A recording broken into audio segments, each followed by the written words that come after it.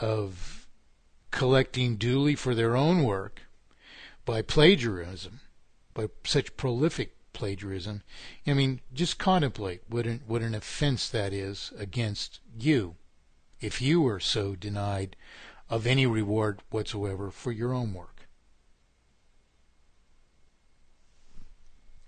It's as if whatever work you did, someone else can claim to have done it. So anyway, I just kicked him out of the forum because someone launches on me as if I'm just I've got some psychological problem, which was the case, because I use trademarks. They have the slightest understanding of trademark, of intellectual property law, internationally recognized intellectual property law. No idea of it whatsoever. But that's not the point of the program. That's why I kicked this fellow out of the forum. Anyway, so Carl mentioned that, have you ever written John Turmel? And it just happened that he mentioned that, I think. Maybe he knew that John was posting to my forum. And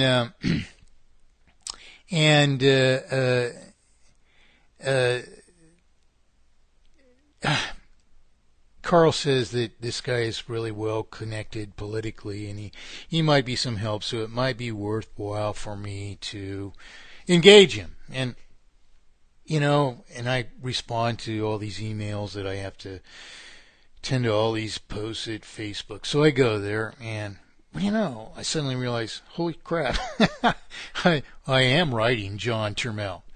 So I'm thinking, and this guy's, I'm not going to say it.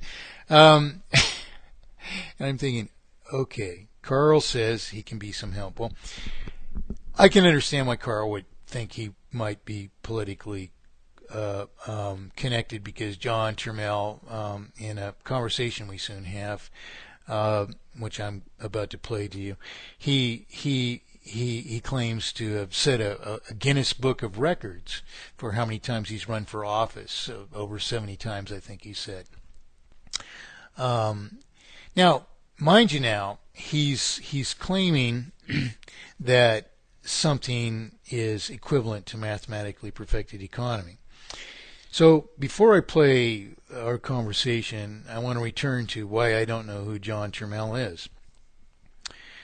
Back in the early days of the formal internet, which would be the mid-1990s, I was one of the earlier people to plagiarize my work. Of course, what would happen is you'd test your visibility in search engines, and you'd find, oh, here's another guy, and he's quoting Benjamin Franklin, and holy crap, it's right out of your parable of perfect economy, and your eyes roll, and you think, oh, not another one, and so you click on that link again, and you go to this site, and you find this guy calls himself, I wasn't going to mention his name, but I should. He calls himself Tommy Usury Free. Well, we can even today you can listen to other authors who don't even realize that there's no difference between interest and usury. And it was my work which produced a mathematic proof that interest is usury. Any rate of interest which must be borrowed back into circulation is inherently usurious because of this thesis of inevitable failure, in which interest inherently and irreversibly multiplies artificial debt into a terminal sum, and therefore a usurious sum of artificial debt. But anyway, this comes from my work from 1968, way back, And so I go to this site, and here's my quotes of Benjamin Franklin from my parable of perfect economy, which isn't a true story. It's a parable. The words of Benjamin Franklin are the words of Mike Montagne, issued through the fictional mouth of Benjamin Franklin. And here's this guy, Tommy Usury Free, and he's selling copies of my parable of perfect economy, which he's rewritten in the style of a child, and he's selling them. He's selling them. And another thing that he's doing is he's advocating, this wasn't from the very beginning, but down the road shortly, evidently, he's trying to make a living doing this. But down the road, this is what's the relevance of this? The relevance of this is these are who these other alternate monetary reformists are. You see, these are who they are. You know, there was one proposition in the beginning, and all of these things divorced themselves from it. So down the road, Tommy Usury Free is also advocating this supposed let's system. And so I look at that, and what it is, it's a way for people to trade their work on a computer. You know, you make oatmeal cookies, you get to trade them for software, supposedly. And these people claim these systems, quote, work, unquote. And I'm thinking, well, big deal, you know. I can move a chair to another spot on the floor, you know, and move it back to that spot as well. It's nothing new to exchange goods, but does it solve our problems? Well, if I ever thought it would have solved our problems, I would have done such a thing. But it obviously doesn't solve our problems, because if we trade amongst each other, even to an incredible degree, profusely, perhaps in all of our trade, we did such a thing,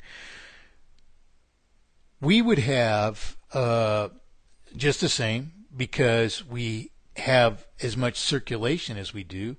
Debt would still multiply, and we would still be obligated to service those debts because we entered into these contracted agreements wrongly, you know, whenever we did. When we started this system, its wastage is enough to destroy us. Now, the fact that we might do some trading off to the side, especially if it's very little trading, because I don't want oatmeal cookies. I might want a few oatmeal cookies for writing software, but you can't make enough oatmeal cookies in my lifetime for me to produce 100,000 lines of code for you. It's just not going to equate in work or skill or whatever. You know, maybe it would. It doesn't matter. As long as our commerce is subject to any currency which multiplies indebtedness in proportion to this currency, what other things we can do to sustain ourselves are consumed by that process as well. It just sucks everything toward it and into a sum of falsified indebtedness, so long as we become dependent on any circulation which is subject to interest. So it's no solution of our problems, and anyone, therefore, who conceives that this might solve our problems is in fact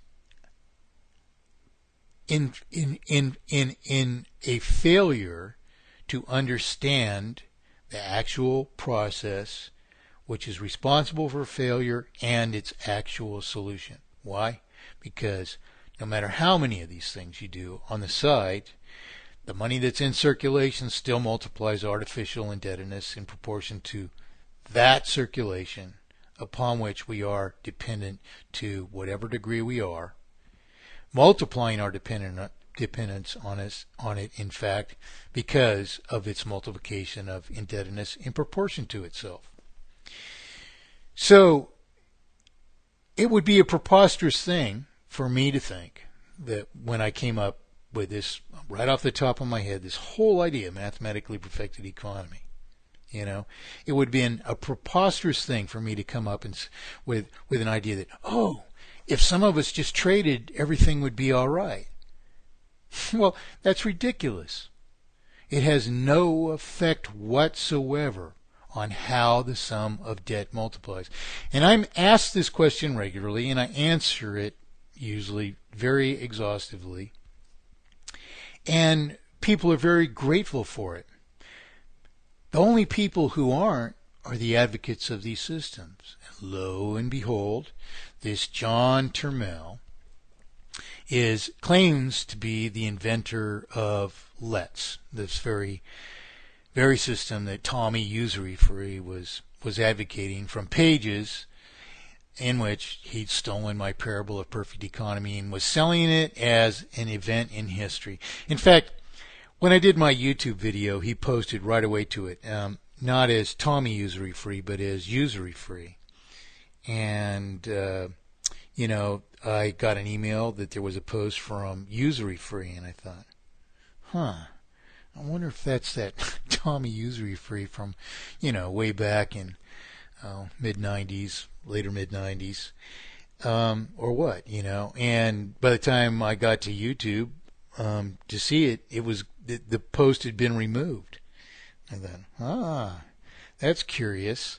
It's as if he realized, because I'd called him out on it before, and I apprised him that this parable of perfect economy wasn't even history, that the words that he was quoting of Benjamin Franklin were the words of Mike Montagne, and there's literally millions of websites on the internet doing this today. Still wrongly thinking that my words are Benjamin Franklin's and that they prescribe a proposition of mathematically perfected economy, which indeed the words do, but they're my words. They're not Benjamin Franklin's. The event never happened. So anyway, John Turmel is the purported inventor, likewise, of this LET system. As we see in the conversation that we have, though, he actually confesses that I believe he can. I haven't even listened to our conversation since I recorded it. I called him over Skype. We connected over Skype. I meant to have a gentlemanly discussion with John, and we did largely have a gentlemanly discussion. Although our demeanors, our intention to stick by rules of general communication, our deviation from that pattern is such that I frankly what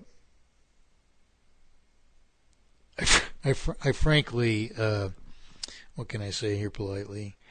I frankly I see no benefit in the discussion that John evidently wants to have, because he has a habit of denying you an opportunity to express your opposition.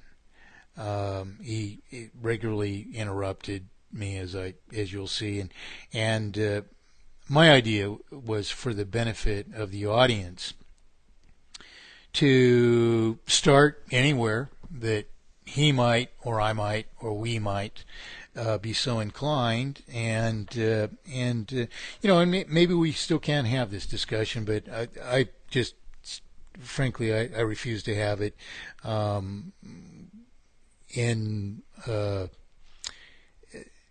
subject to the conduct of a discussion as you'll witness here when we play this talk that we had just a few days ago, which was informal, and that's anything like this, it reaches its proper formal depth, hopefully, among people who realize its importance. So I frankly, although this talk that we had, it won't do much in the way of necessary revelation in terms of understanding, that this LET system has some bona fide properties that serve us, or prevail in resolving our issues. We won't even realize that it's original necessarily. But there is a revelation in the pattern of communication which ensues in terms of